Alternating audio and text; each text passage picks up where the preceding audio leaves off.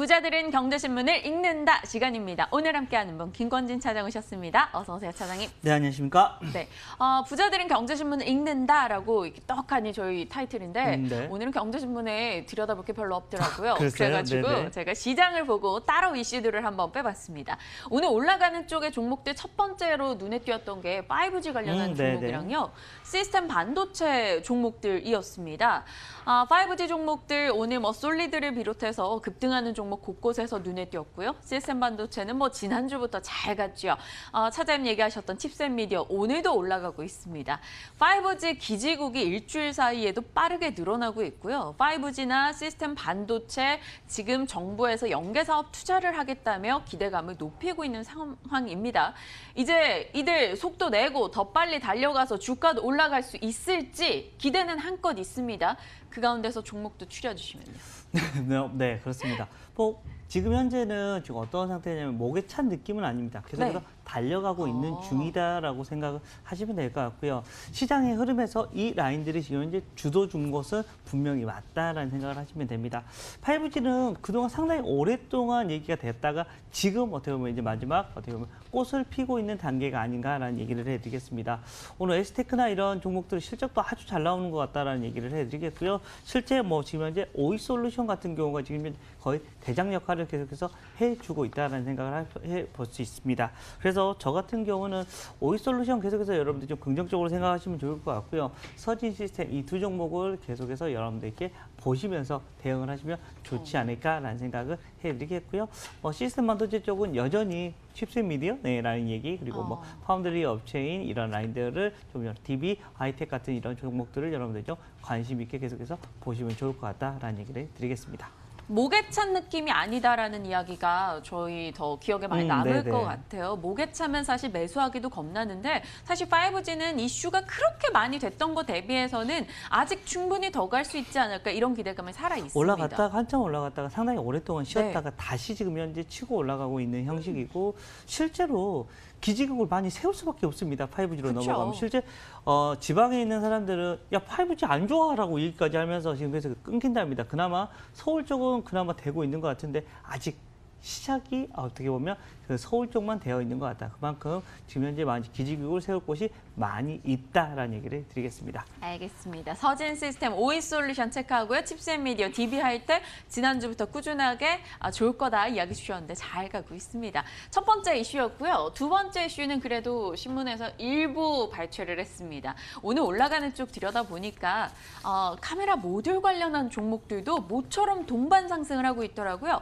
제가 수요일에 추천주로 이야기했던 MC넥스 오늘 7% 급등하고요. 오호. 네, 삼성전자가 이 스마트폰 점유율 일단 1위를 수성하고 있다라는 이슈도 나오고 있고 멀티카메라 채택에 대한 이야기가 많이 되다 보니까 관련주가 올라갑니다. 오늘 파워로직스 같은 경우도 고성장세 유지할 것이다라며 NH투자증권에서 목표가를 올리는 리포트가 나왔고요. LG이노텍도 오늘 증권가 보고서 많았습니다. 여기에 3D 센싱 모듈 사업에 본격적으로 진출한다라는 이슈. MC넥스나 파트론, 삼성전자 멀티카메라 채택 수혜 기대감을 갖고 있다는 거예요. 오늘 저 종목들 거론된 거 모두 다 빨간불 켜고 있습니다.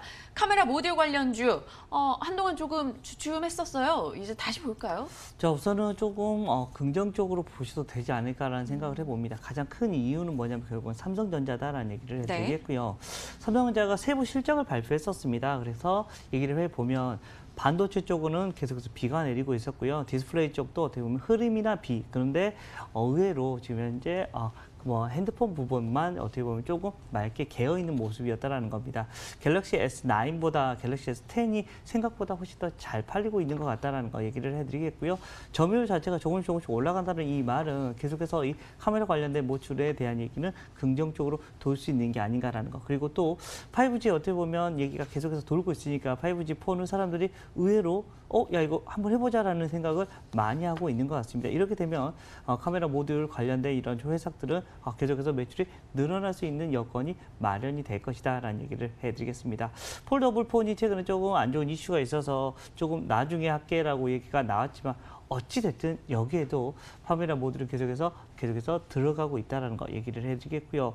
그리고 LG전자가 최근에 MC 부분에 계속해서 야 우리 이제 구조조정할게 어디로 베트남 가서 팔게라고 하는데 같이 나가 있는 회사들 의외로 긍정적일 수도 있다는 겁니다. 어떻게 보면 LG전자는 이제 기로에 서 있을 것 같습니다. 거기까지 갔는데도 숫자가 안 나와버리면 이제는 어떻게 보면 좀 바이바이를 할 수 있겠지만 어찌됐든 그 전까지는 카메라 모듈에 관련된 이런 종목들은 좀 당분간은 좀 긍정적인 이슈가 되고 있을 것 같다라는 거 얘기를 해드리겠고요. 대표적으로 LG 이노텍과 파트론 정도를 여러분들이 관심 있게 보시면 좋을 것 같다라는 얘기를 드리겠습니다. 전통적인 모듈 대표 주자 두 종목을 꼽으셨네요. 네. LG 이노텍과 파트론 관심 갖자 답변 주셨습니다. 다음 이슈는요. 역시나 따로 제가 그냥 빼서 정리를 해봤는데요. 지난주라고 하긴 그러네요. 이번 주죠. 주말을 보낸 것 같이 착각을 하는데 네, 이 현대바이오나 동성제약, 현대바이오는 오늘도 급등입니다만 췌장암 관련한 치료 기대감이 지금 들썩들썩하게 만든 종목들이 있습니다. 현대바이오 미국에서 췌장암 치료제 특허를 취득했다라며 모 회사인가요? 네, 이슈가 있었고요. 동성제약도 췌장 담도암 광역학 치료에서 임상 결과가 너무나 좋았다라는 이야기가 들리고 있습니다. 현대바이오 오늘 올라가는 거 보니까요. 쉽게 꺼질 것 같지 않고요. 동성제약 같은 경우도 차장님께서 지난주 23% 오를 때였는데 오케이 하셨고 그날 상한가 그리고 그 다음날 또 급등했어요. 네네. 계속 볼까요 이거? 이제부터는 좀 이거는 이제 손절 라인을 정하고 어떻게 보면 들어가시는 게 맞지 않나라는 생각을 해봅니다. 주가의 흐름들이 좀 너무 많이 올라갔기도 했습니다. 그런데 어떻게 됐습니까? 바로 숫자가 나올 거리냐 아닐 거냐라고 하면 아직은 아닙니다. 여러분들 아시다시피 이렇게 진행되고 있어라는 이런 기대감입니다. 물론 이 기대감 가지고 주가는 올라가는 건 맞습니다. 그렇지만 이게 계속될까라는 이런 것은 고민이 되는 시점인 것 같습니다. 대부분 현대바이오나 이런 동성제약 같은 경우가 거의 40% 가까이가 넘게 올라와 있는 것 같습니다. 그래서 바닥에서 이 정도 올라오면 조정을 받을 수가 있을 것 같은데라는 생각을 합니다. 즉 붙어도 됩니다. 그렇지만 손절 라인 꼭 정하셔야 된다는 겁니다. 즉 여기서 잘못하다가 밀려버리기 시작하면 팔지 못해 버리면 내 계좌는 나는 어디, 나는 누구, 나는 왜 이걸 했을까라는 생각을 해버릴 수가 있다는 거 꼭 손절 라인을 정하고 접근을 해와도 될 것 같다라고 생각을 해드리겠습니다. 근데요, 이렇게 막 변동이 큰 종목들은 네네. 있잖아요. 네. 제가 손절가 팔아야지 하는데 그 틈도 없이 떨어졌다가 또 틈도 없이 올라갔다 이러잖아요. 그렇게 되면 그렇게 이제 자신이 없으시면 그냥 안 하시는 게 좀 더 편하실 것 같다라는 얘기를 해드리겠습니다. 우리 개인 고객님들이 대부분 이렇게 하다가 끝입니다. 그렇게 돼버리면 계좌는 멈춰설 수밖에 없다라는 거. 물론 잘 올라가주면 박수 칩니다. 그리고 그렇게 하는 과정을 겪어버리시면 많이 수익도 못 내시는 경우가 많습니다. 플러스 왔으면 그냥 빨리 팔아야 되겠다 하고 그냥 수익을 내고 팔아버리는 경우가 너무 많기 때문에 저는 차라리 접근 안 하시고 그냥 긍정적 지금 실적 발표 한참 하고 있을 시즌입니다. 그래서 네. 실적 발표 종목들 어떻게 보면 잘 나오고 있는 이런 쪽 라인들을 좀 여러분들이 관심을 가져주시는 게 더 낫지 않을까라는 얘기를 드리겠습니다. 차장님 그럼요. 요즘 바이오 종목에 대한 관심이 높잖아요. 유틸렉스도 그렇고 프로스테믹스 일부 종목들이 지난 화요일에 같이 올랐단 말이에요. 네네. 바이오 종목은 어떻게 생각하세요? 그 보신 종목 있으신가요? 저는 바이오주는 계속해서 된다라고는 생각하고 있습니다. 실제 1월에서 4월까지 어땠습니까? 바이오주가 별로 테마를 전혀 타지를 맞아요. 못했습니다. 근데 이제 정도는 타도 되지 않을까. 어떻게 보면 지금 현재 우리나라 지수 같은 경우도 거의 고점이 어느 정도 박스권 상단 정도에 와 있는 것 같습니다. 물론 최근의 흐름이 이제는 1분기 저점 지나고 거의 2분기도 저점 거의 다 지나고 오고 있다. 그러면 3분기, 4분기가 좋아진다면 다시 한 단계 더 레벨업이 되지 않을까라는 이런 기대감이 있기도 하지만 제약 바이오가 너무 많이 쉬었다는 겁니다. 이 말은 이쪽 라인들이 다시 한번 움직여줄 수도 있을 것 같다라는 생각을 해봅니다. 그래서 췌장암 이런 얘기, 대장암 얘기하면 거기에 진단 키트들이 최근에 지노믹트라는 회사가 하나 있습니다. 지노믹트요? 네. 여기서도 얘기해 드렸는지 모르겠는데 어찌됐든 그 회사가 올라가기 시작한 것 같습니다. 지금 코넥스 쪽에서 이런 코스닥 쪽으로 넘어온 지 한 달 정도 넘은 것 같습니다. 그런데 주가가 많이